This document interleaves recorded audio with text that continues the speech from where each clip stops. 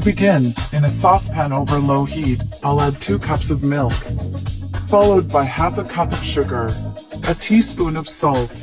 Finally, I will add a tablespoon of vanilla essence. I'm going to mix everything very well until blended. Next, I'm going to add 1 cup of butter.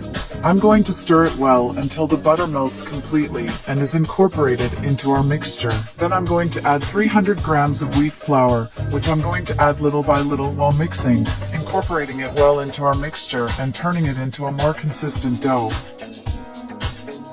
I guarantee that after you do it, it will become routine in your home. You will thank me for teaching you this recipe. With the dough at this consistency, I will remove it from the pan and place it in a bowl. I'm going to add 1 egg. Again, I'm going to mix and incorporate the egg into our dough. I am doing this process by hand, but you can use another utensil to facilitate the mixing. With the dough at this consistency, let's go to the next step.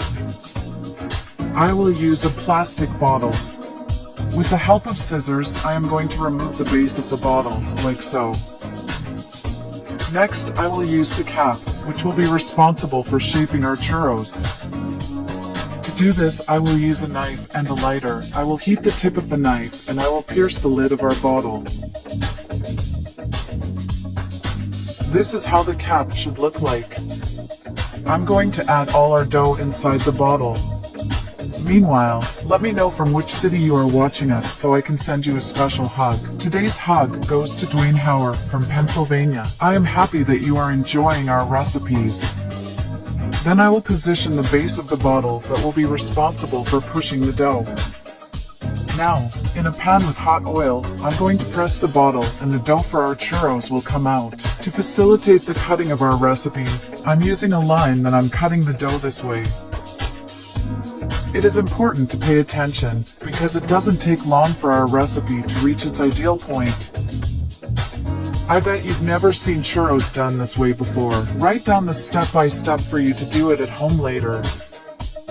With the churros at this point, I will remove them from the pan because this is the ideal point. Make them and try them, you won't regret it. Finally, with all the churros fried, I will taste them together.